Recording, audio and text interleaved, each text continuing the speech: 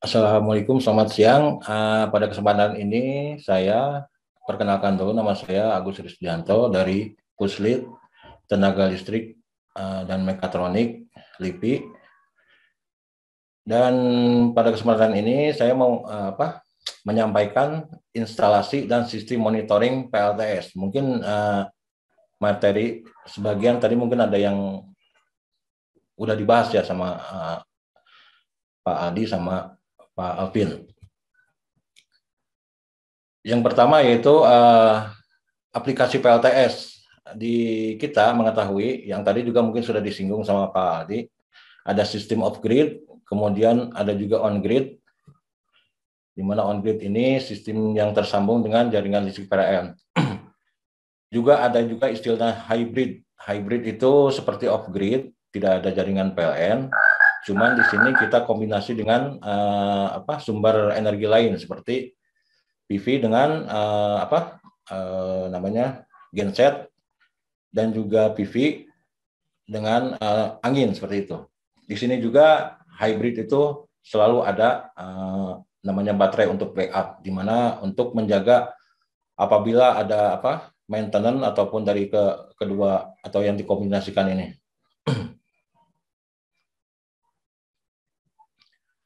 Nah, ini sekilas mungkin tentang skema atau rangkaian PLTS yang paling sederhana secara off grid, di mana modul surya ini terhubung ke solar charge controller. Tadi mungkin sudah dibahas.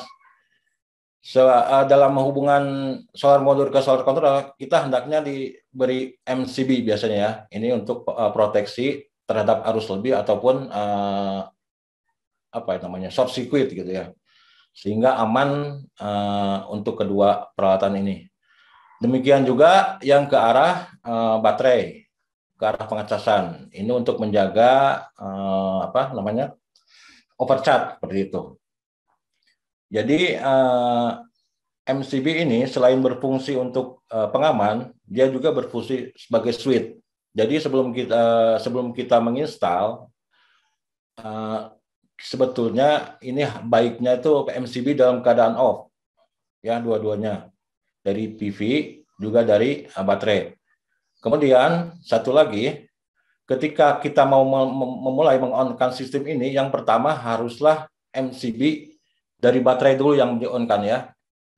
Jangan salah, karena kalau ini dulu yang di-on-kan, yang dari PV di-on-kan, ini bisa merusak solar controller, karena tegangan PV modul ini selalu fluktuasi seperti itu. Di mana misalkan kalau lagi mendung seperti berfluktuasi, sedangkan tegangan baterai itu lebih konstan, lebih stabil. Makanya ketika meng-on-kan, maka MCB yang dari baterai ini yang harus di-on-kan. Selain itu, SCC solar controller ini memang membutuhkan daya untuk mengoperasikan. Daya operasikan itu memang dari baterai. Demikian juga untuk memadamkan sistem, di mana untuk memadamkan sistem yang pertama yaitu harus dari kebalikannya, harus dari MCB dari solar modul dulu. Kemudian diikuti dengan memadamkan terakhir yaitu baterai. Jadi ketika mau menyalakan, MCB yang paling awal adalah baterai dulu. Kemudian ketika mau meng-shut up atau mematikan sistem, MCB yang paling terakhir justru baterai seperti itu. Kemudian masuk ke inverter ini, power inverter. Power inverter itu tadi sudah disinggung, yaitu untuk merubah listrik listrik DC menjadi AC. Di sini kita bisa menggunakan beban-beban AC di rumah seperti televisi, kipas angin. Kemudian di SCC juga biasanya disediakan output yang bisa koneksi ke beban DC langsung seperti DC lampu lampu LED ya. Kemudian ada juga colokan USB sebagai sumber 5 volt untuk kita mengisi misalkan mengecas handphone seperti itu. Nah, ini adalah macam-macam dari jenis solar panel, di mana di pasaran seperti tadi juga disebut ada yang 10 watt, 20 watt peak, 50 watt peak. Watt peak itu merupakan satuan yang menyatakan daya produksi tertinggi yang dihasilkan panel surya pada kondisi matahari bersinar dengan tingkat penyinaran yang tinggi. Di pasaran itu ada dua yang kita kenal umumnya, yaitu monokristal dan polikristal lain. Jadi di sini kita lihat perbedaannya, kalau bahannya itu silikon murni, sedangkan polikristal itu silikon campuran. Harga pun lebih tinggi, yaitu sekitar kalau dihitung instalasi itu sekitar 10.000 per watt peak, atau ada juga yang bilang sekitar 1 kW itu sekitar $1.000 seperti itu. Kemudian warnanya rata-rata untuk monokristal hitam, kehitaman, polikristal kebiruan. Kebutuhan area. Nah, ini kebutuhan area juga penting untuk monokristal karena efisiensinya tinggi, dia lebih ini ya, hemat space ya, sekitar 6 sampai 9 meter persegi per 1 kWp. Untuk yang polikristal sekitar 8 sampai 10 meter persegi per 1 kWp. Efisiensi ini yang monokristal lebih tinggi sekitar 15 sampai 20, kemudian yang polikristal 13 sampai 18%. Ini tergantung merek. Karena sekarang udah banyak merek daripada solar PV. Suhu rata-rata untuk kedua ini memang pengaruh suhu itu, kalau makin panas itu permukaan solar panel itu efisiennya berkurang. Cuman ya sedikit lah, berkisar antara 0,4 sampai 0,5% seperti itu. Ini mungkin tadi sudah disinggung daya rata-rata iradiasi solar ya, kWh per meter persegi untuk panduan untuk memasang potensi PV di daerah kita. Di sini ada Aceh sampai Medan, sampai dari Indonesia bagian barat sampai timur. Jadi di sini rata-rata per bulan tadi disinggung untuk per hari ini di sini rata-rata iradiasi dalam bulan yaitu berkisar antara 4 sampai 5 lah seperti itu. Jadi bisa dijadikan patokan untuk kita, misalkan kalau kita punya solar panel 100 misalkan 100 WP, tinggal dikalikan aja seperti ini. Namanya tuh sekitar ini radiasi solar dari sini per hari ini sama dengan jam ya, atau yang disebut peak sun hour kalau nggak salah. Tinggal dikalikan aja seperti itu. Misalkan kalau kita punya 100 WP, ini untuk di Aceh kira-kira bulan Januari 4,76, berarti 100 kali 4,76 per harinya, berarti sekitar 476 watt per watt jam gitu. 476 watt per watt jam itu maksudnya 400 watt. Kalau kita bebani 400 watt itu dalam satu jam akan habis 200 watt dalam waktu 2 jam seperti itu. Nah, ini mungkin tadi disinggung masalah konfigurasi solar panel. Yang pertama, yang paralel ya, paralel ini fungsinya untuk menguatkan arusnya 2 kali lipat sedangkan tegangan tetap. Jadi kenapa ada paralel dan seri? Karena di pasaran itu kita mengenal inverter itu ataupun solar charge itu ada yang tegangan kerjanya ada yang 12, ada yang 24. Karena maka untuk menambah tegangan misalkan dari 12 menjadi 24, maka kita harus pasang secara seri. Kalau secara seri itu berarti tegangan 2 kali, sedangkan arus tetap seperti itu. Seperti ini kita pasang seri 12, 8, ada 2, kita pasang seri maka tegangan dikali 2, 24. Sedangkan arusnya tetap 8 ampere. Kemudian kalau kita pasang paralel, yang tetap adalah tegangan 12 volt, arusnya dikali 2. Cuman dayanya sama-sama 192 seperti itu.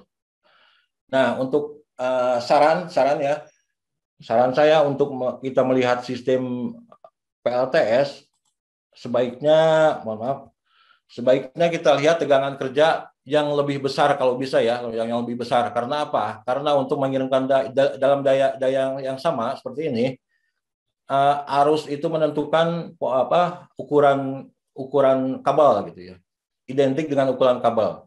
Makin besar arus, maka kabel pun akan semakin besar. Jadi dengan arus yang kecil, dengan daya yang sama, arus yang kecil, maka kabelnya pun akan semakin kecil.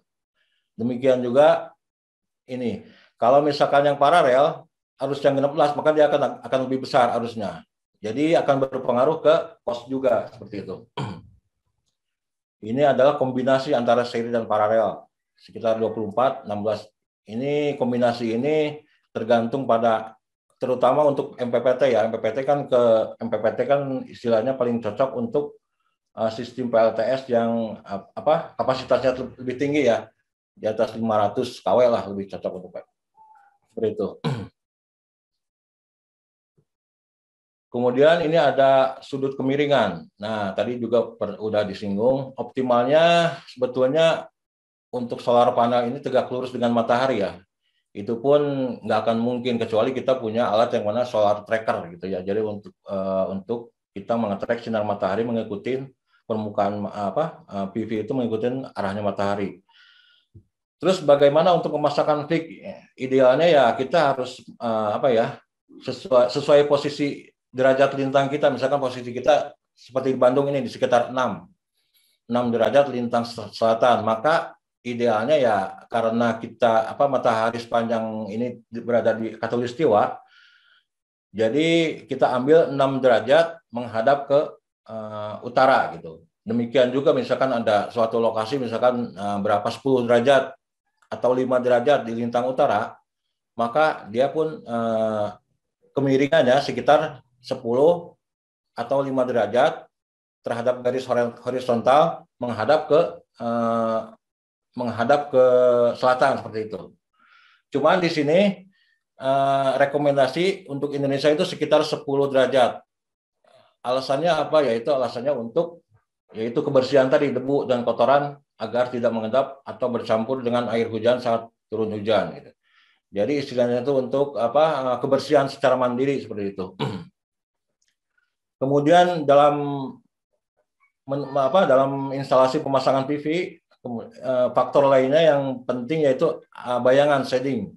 Jadi hindari misalkan penempatan PV yang dekat dengan tanaman ataupun yang tanaman yang tinggi atau bangunan yang lebih tinggi yang bisa menimbulkan potensi yang menimbulkan bayangan pada solar panel, karena akan menimbulkan panasnya itu tidak merata ya, timbul hotspot dan itu bisa mengurangi lifetime dari solar panel seperti itu. Nah, ini pun disinggung tadi, saya sekilas mungkin dibahas lagi tentang PWM sama MPPT.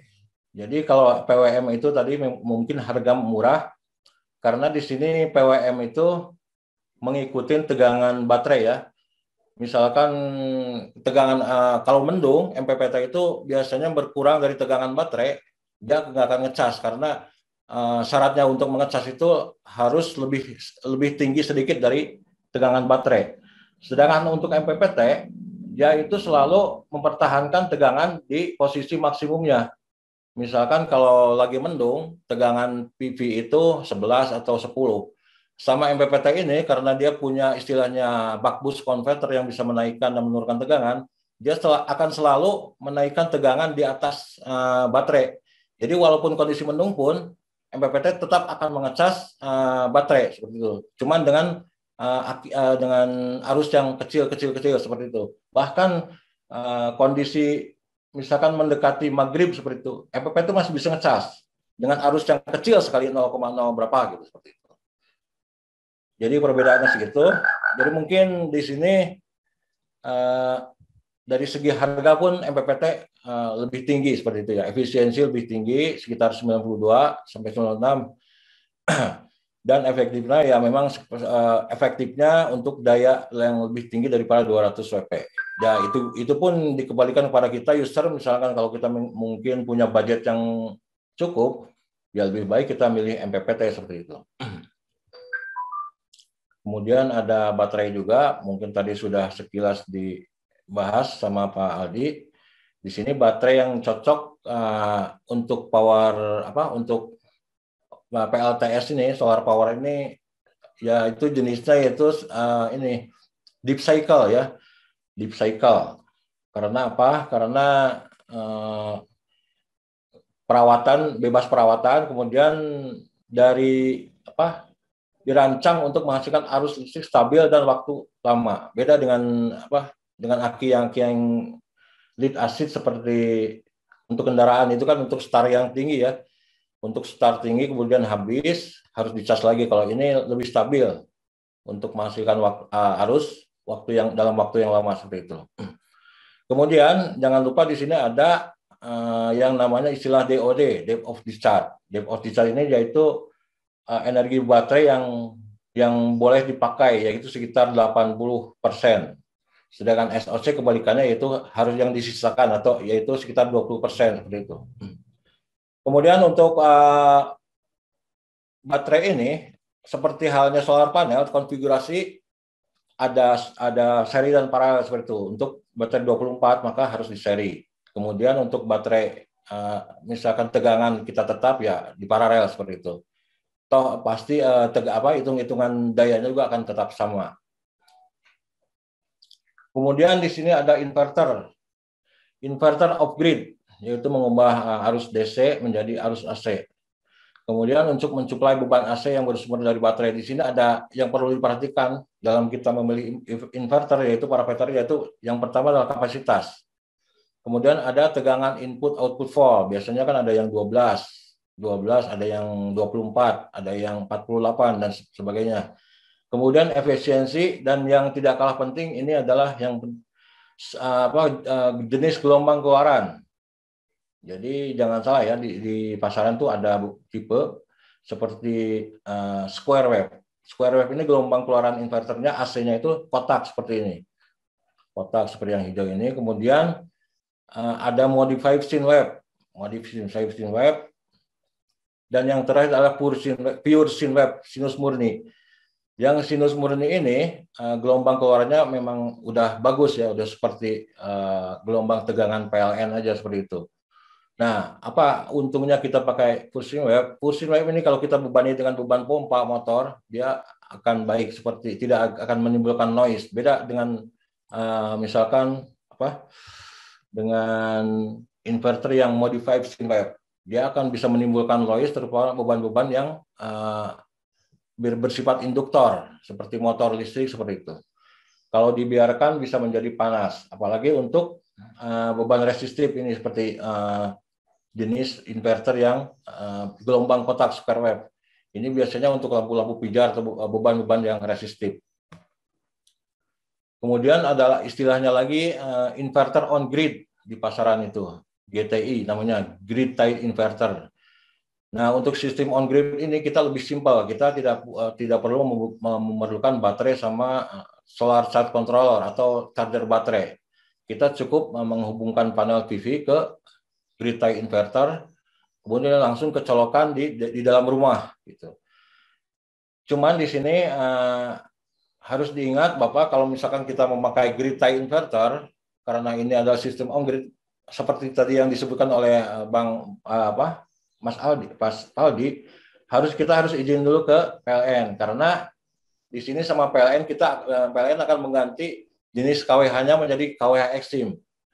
Jadi dulu pernah ada kasus orang membeli perangkat PLTS on grid ini tanpa izin dengan PLN, pasang aja. Akhirnya apa?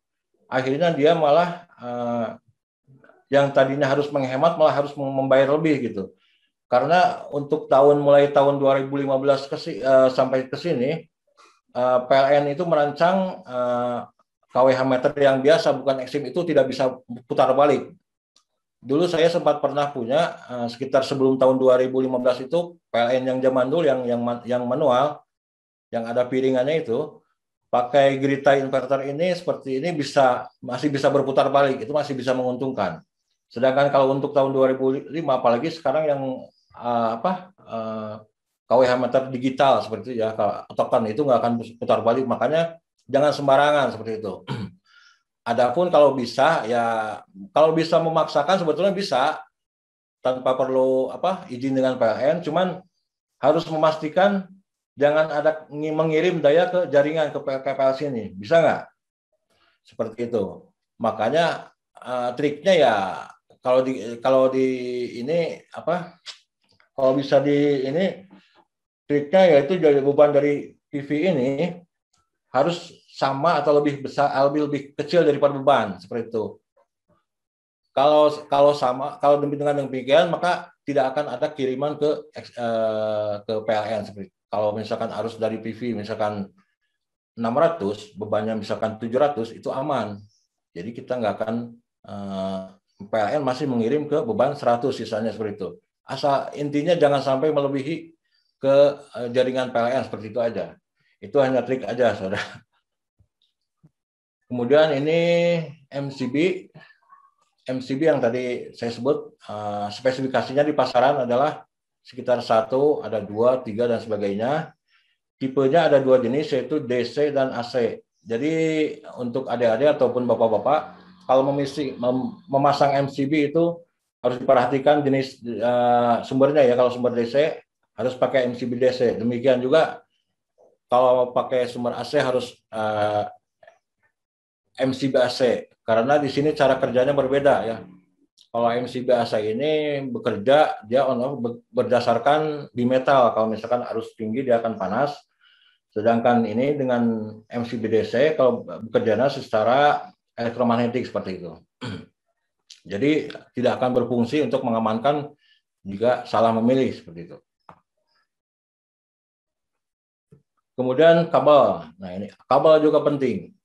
Jadi untuk mengetahui kabel biasanya kita mengetahui rating arusnya seperti itu. Jadi identik dengan rating arus yang melewati suatu penghantar. Biasanya kabel ini kita bisa lihat di tabel KHA, ada ya kalau kita lihat di Google KHA. Kalaupun misalkan adik-adik atau bapak-bapak bingung memilih kabel untuk yang cocok, misalkan kita pilih misalkan kapasitas arusnya misalkan berapa, tinggal dibagi 3 aja seperti itu, yang aman seperti itu. Karena kalau saya hitung-hitung, misalkan arusnya yang melewati 10 ampere dibagi 3 sekitar 3, berapa itu udah melebihi dari standar seperti itu. Karena makin besar kabel itu sebetulnya makin bagus ya, tahanannya makin kecil seperti itu. Cuman ya dari biaya agak jadi kurang ekonomis seperti itu aja sih. Untuk kabel DC biasanya harus harus sesuai standar ya. Kalau bisa ya, kalau DC itu biasanya warna merah untuk positif, hitam dan negatif. Kemudian untuk AC 1 fasa merah itu fasa, biru itu netral. Kemudian untuk sistem AC 3 fasa merah, kuning, hitam itu fasa atau yang ada setrumnya RST. Kemudian biru netral dan grounding. Grounding itu kuning dengan hijau. Seperti itu. Oke, sekarang ini mungkin diagram dari jenis PLTS off grid. Di sini contoh off grid mungkin tadi sudah sudah disebutin. Jadi sederhana ada, kita tidak ada off grid ini tidak ada jaringan dari PLN. Jadi menggunakan baterai untuk backup seperti itu. Off-grid ini cocoknya untuk daerah-daerah remote area seperti di kepulauan atau daerah-daerah yang tidak terjangkau oleh PLN. Kemudian sistem on-grid ini tanpa baterai menggunakan KWH ekstrim. Untuk daerah, misalkan untuk ini cocok untuk daerah-daerah yang memang sudah ada jaringan PLN. Tujuannya untuk mengurangi tagihan listrik. Kemudian kelebihan listrik dari PLN ini dikirim ke jaringan PLN. Tadi mungkin ada yang bilang bagaimana hitung-hitungan biaya ya, biaya. Kalau nggak salah kalau kita mengirim kelebihan dari daya yang kita ekspor ke PLN itu dikali KWH dikali 0,56. Jadi 56%-nya dari harga KWH biasa begitu. Cuman di sini tidak bisa dirupiahkan karena ya memang demikian. Jadi hematnya bagaimana? Hematnya tagihan berikutnya mungkin jadi akan berkurang seperti sistemnya. Jadi belum bisa dirupiahkan sama PLN.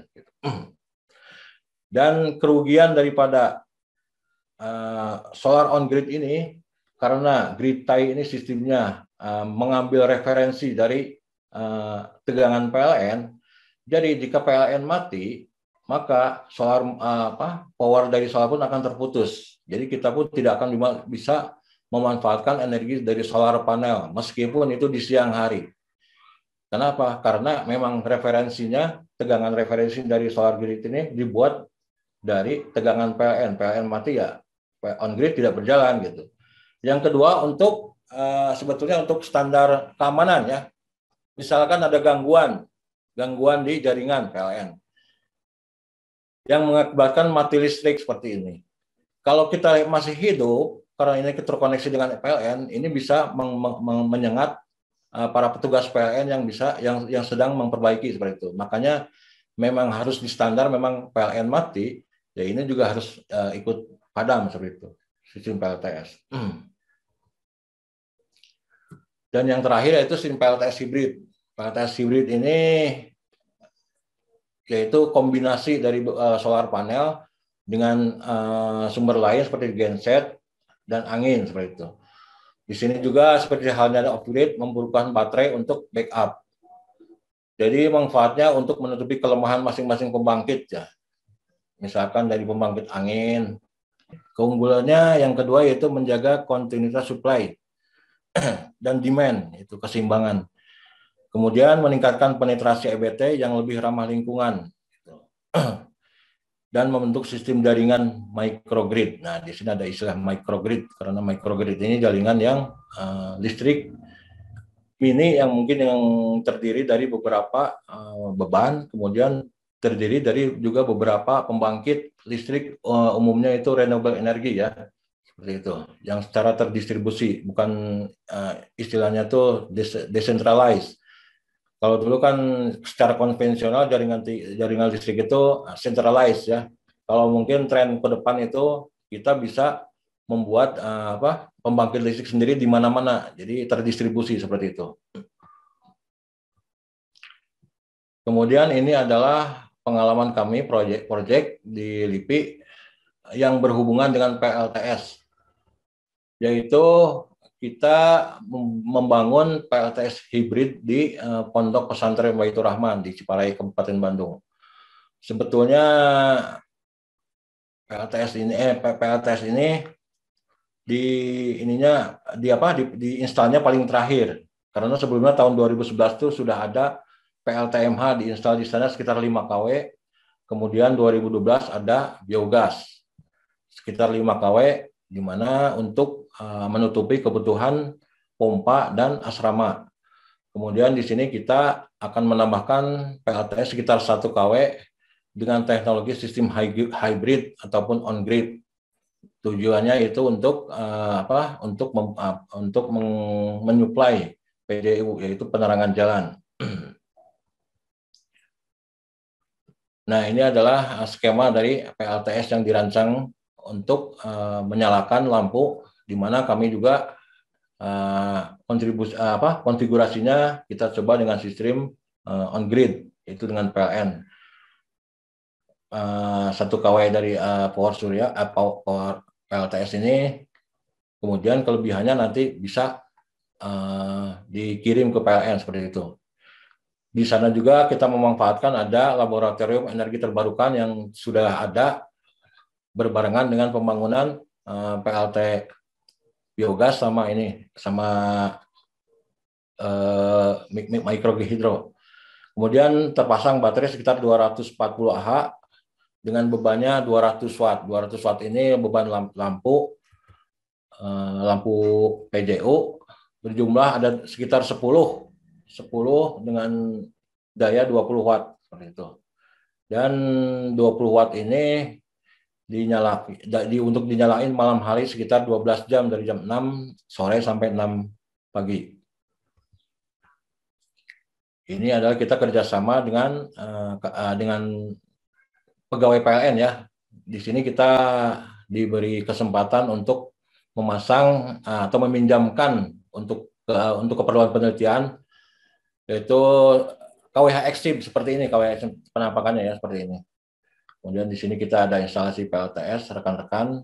Kemudian di sini hasil pengukurannya dalam 1 hari untuk mengetahui PLTS kita yang diinstal ini berjalan atau tidak. Di sini bisa kelihatan. Ini adalah arus, ini pengujian 1 hari ya, tanggal 7 Juli 2017. Hasil ini dari jam 9 sampai jam 3. Dari PLTS kita menghasilkan sekitar 3,5 ampere. 3,5 ampere itu kali 220 sekitar berapa itu? Sekitar 800-an ya. 700 lah, 700 lebih, 200 watt. Kemudian kita bebani dengan 2 ampere sekitar 450. Nah, di sini ada kelebihan daya dari PLN sekitar 1,5. Pengurangan ini aja, pengurangan dari kelebihan dari PLTS dengan beban. Maka dikirimnya sekitar segini. Ini yang merah ini aja PLN, seperti itu. Akhirnya artinya PLTS on grid kita yang dibangun ini sudah berjalan, udah bekerja dengan baik, seperti itu. Selanjutnya ini adalah perhitungan penghematan listrik. Di sini bisa kita lihat KWH awal yaitu 10 KWH, kemudian KWH akhirnya sekitar ekspornya ini KWH ekspor bisa kelihatan eks totalnya sekitar 1026,79 KWH. Jadi PV-nya sendiri ada sekitar 1 kW. Kalau kita kali 4 jam penyinaran tadi sekitar 4.000 watt-hour per hari atau 4 kWh per hari. Kemudian tadi baterai sekitar ada 12 volt kali 80 Ah, ada 4 buah, jadi jumlahnya sekitar 3.840 watt-hour. Kemudian total beban PJU ada 20 buah tiang PJU dengan daya 10 watt, jadi totalnya 200 watt. Kemudian KWH PJU per hari selama 12 jam kita kalikan saja jadi sekitar 2.400 watt-hour atau sekitar 2,4 kWh. Kemudian di sini KWH ekspor sama dengan berapa tuh? Sekitar 126,76 watt-hour per hari. Nah, ini adalah kita ekspor dalam 1 hari ya. Kalau dalam 1 hari sekitar 1 kWh. Jadi kalau kita rupiahkan sekitar dikali ini kan sekitar 1,1 kWh dikali rupiah kan kalau menurut Pak Aldi tadi sekitar 13.000 ya. Penghematan kita peroleh itu sekitar 13.000 rupiah berarti per hari. Kalau kita kalikan sebulan ya sekitar 39.000 mungkin ya. Seperti itu menghematnya. Itu tapi kan kalau misalkan kita tanpa on grid berarti sekitar 13.000 kali berapa PJU per harinya sekitar 90.000 berarti ya. Kalau di sini berarti kita sudah menghemat, kita malah dapat bayaran juga, hemat, dapat tabungan juga gitu, seperti itu.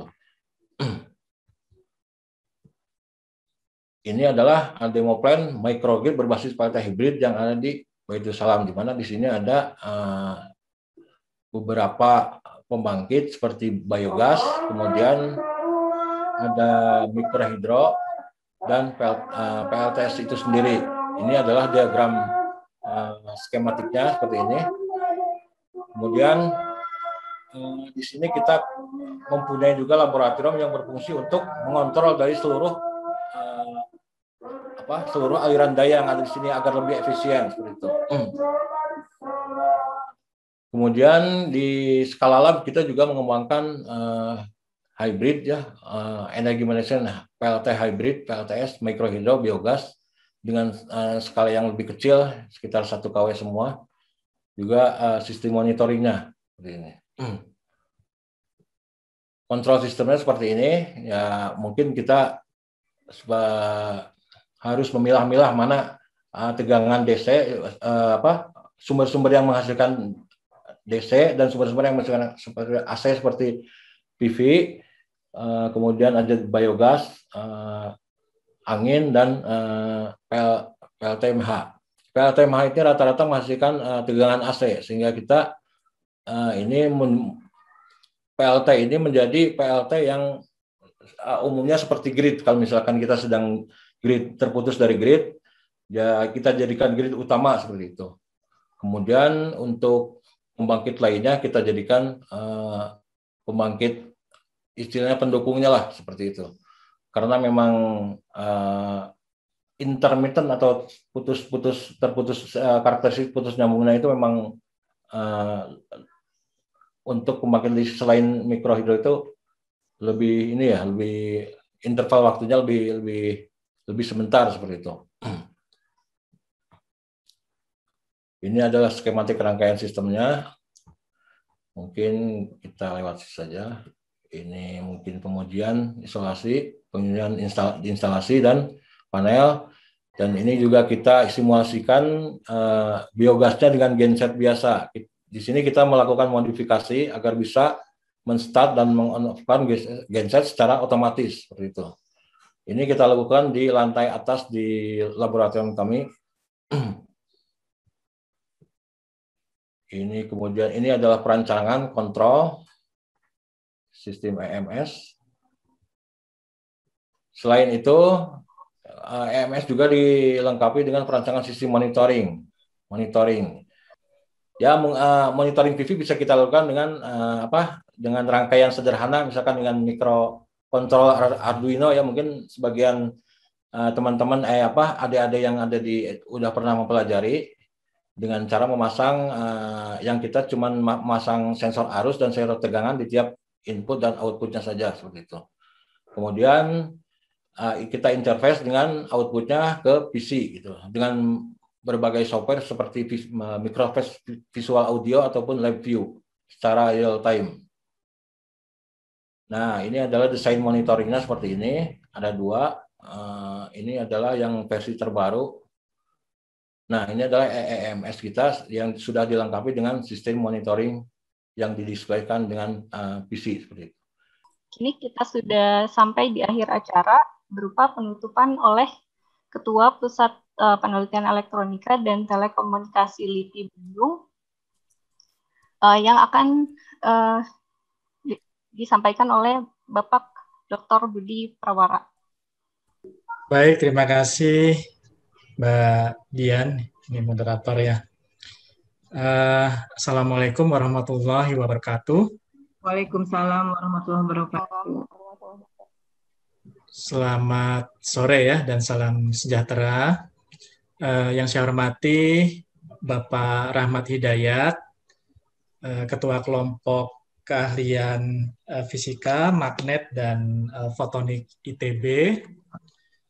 Kemudian rekan-rekan dari ITB dan LIPI, Bapak Ibu guru, serta adik-adik siswa, peserta workshop, pelatihan, pengujian, instalasi, dan monitoring panel surya di siang hari ini.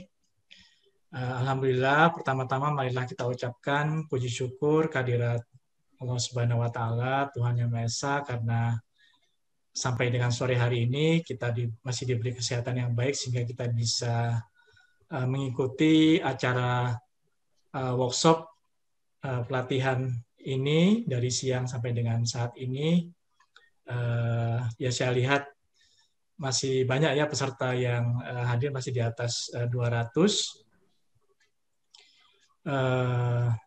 Ya pertama-tama saya mengucapkan terima kasih kepada ITB, khususnya Kakak Fisika Magnet dan Fotonik atas kerjasamanya sehingga acara workshop ini bisa terselenggara dengan baik. Juga kepada para narasumber baik dari ITB maupun dari LIPI ya. Ya kami mengapresiasi khususnya kepada Bapak Ibu guru, juga adik-adik dari SMK, mungkin dari SMA juga ada juga ya yang hadir, yang saya lihat tadi antusias ya, cukup antusias dari beberapa pertanyaan ya, banyak pertanyaan banyak sampai waktu kita habis ya, mungkin pertanyaan-pertanyaan nanti mungkin bisa dilanjutkan, mungkin kalau ada kesempatan silakan bisa berkunjung ke baik itu ke ITB maupun ke kampus LIPI yang ada di Bandung ya. Jadi kampus kami ini dekat dengan ITB juga ya. Cukup jalan kaki 10 menit sudah sampai dari LIPI ke ITB ya. Ya, adik-adik dan Bapak Ibu, mungkin kita yang tinggal di Pulau Jawa ya, saat ini ya kita patut bersyukur ya bahwa kita bisa menikmati listrik 1 kali 24 jam penuh ya, berbeda dengan kondisi saudara-saudara kita yang mungkin tinggal di daerah yang terisolir, terpencil, di pulau yang terluar, di mana mereka belum mendapatkan akses listrik ya. Tadi di presentasi di awal sudah disampaikan bahwa masih banyak daerah-daerah di Indonesia yang belum mendapatkan akses listrik.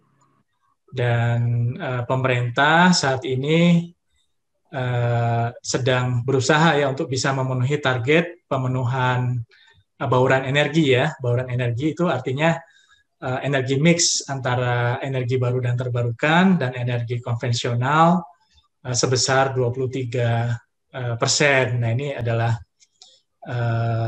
pekerjaan yang cukup berat sampai dengan tahun 2025 nanti ya. Nah, oleh karena itu teknologi photovoltaic atau sel surya ini adalah merupakan salah satu teknologi yang bisa berkontribusi ya dalam upaya untuk pemenuhan tadi target bauran energi. Tadi sudah dipaparkan juga bahwa Indonesia ini memiliki potensi energi surya yang ya cukup merata ya dari Sabang sampai dengan Merauke. Tadi Pak Agus sudah menyampaikan intensitas listrik, intensitas sinar matahari di setiap daerah di Indonesia. Beda dengan teknologi pembangkit seperti angin ya, PLT Bayu, mungkin hanya beberapa daerah saja yang memiliki potensi yang besar ya, sehingga implementasinya mungkin terbatas. Sedangkan sel surya ini implementasinya itu bisa merata dari Sabang sampai dengan Merauke. Demikian juga dengan yang mengenai harga tadi ya, harga semakin hari harga PV itu akan semakin murah dengan berkembangnya teknologi manufaktur dan efisiensi ya, sehingga ini adalah salah satu disruptif teknologi juga di masa yang akan datang, di mana di masa yang akan datang itu rumah kita itu akan menjadi pembangkit ya, bangkit mandiri yang nanti akan terkoneksi dengan rumah-rumah yang lainnya dalam satu grid skala mikro yang tadi Pak Agus namakan dengan microgrid. Nah itu PLN juga saat ini sudah mulai aktif untuk bisa mengimplementasikan teknologi ini, salah satunya dengan adanya ini ya kebijakan ekspor impor net metering tadi ya, sehingga ke depan implementasi teknologi ini akan semakin banyak ya. Nah, dari materi-materi tadi yang sudah disampaikan oleh para narasumber, mulai dari fabrikasi, kemudian proses instalasi dan pengujian, mudah-mudahan bisa bermanfaat untuk adik-adik dan Bapak Ibu guru peserta workshop di hari ini ya, siang hari ini. Sebagai contoh, misalkan untuk ya saya rasa dari webinar ini kita mendapatkan informasi terkait dengan bagaimana proses instalasi photovoltaic, kemudian bagaimana proses pengujiannya, pemeliharaannya, dan ya yang paling banyak masalah saat ini dari implementasi PV adalah maintenance ya, artinya keberlanjutan dari apa yang sudah kita project yang sudah diimplementasikan oleh pemerintah. Banyak sekali permasalahan-permasalahan di mana PV terbengkalai ya, karena kalau tadi Bu Erlita menyampaikan panel surya bisa memiliki ketahanan sampai dengan 20 tahun, tetapi beda dengan tadi modul yang ada di dalamnya seperti MPPT itu 1-2 tahun itu sudah rusak ya. Demikian juga baterai yang perlu maintenance. Saya rasa dengan adanya webinar ini paling tidak memberikan pengetahuan kepada adik-adik bagaimana nanti ke depan ya barangkali ini bisa dimanfaatkan ya. Ya saya rasa itu yang bisa saya sampaikan. Sekali lagi kami khususnya saya mewakili LIPI mengucapkan sekali lagi terima kasih atas kepada ITB atas kerjasamanya, juga kepada Himpunan Optik Indonesia ya, Indonesia Optical Society atas terselenggaranya acara ini, juga kepada Bapak Ibu guru dan adik-adik siswa yang sampai dengan sore ini, bulan puasa ya, bulan Ramadan. Saya rasa ini adalah ya tidak kalah dengan mengaji ya. Kita juga menuntut ilmu. Mudah-mudahan ilmu yang kita dapat hari ini bisa menjadi ilmu yang bermanfaat ya. Demikian dengan mengucapkan alhamdulillahirabbil alamin, kita akhiri acara workshop pelatihan pengujian instalasi dan monitoring panel surya. Terima kasih kepada panitia yang sudah mempersiapkan acara ini dengan baik sampai dengan selesai saat ini ya. Mungkin nanti dari panitia kalau ada pengumuman silakan bisa disampaikan ya. Ya kami akhiri. Wassalamualaikum warahmatullahi wabarakatuh. Tetap semangat untuk belajar ya, dan salam sehat untuk semuanya. Terima kasih. Assalamualaikum warahmatullahi wabarakatuh. Assalamualaikum warahmatullahi wabarakatuh.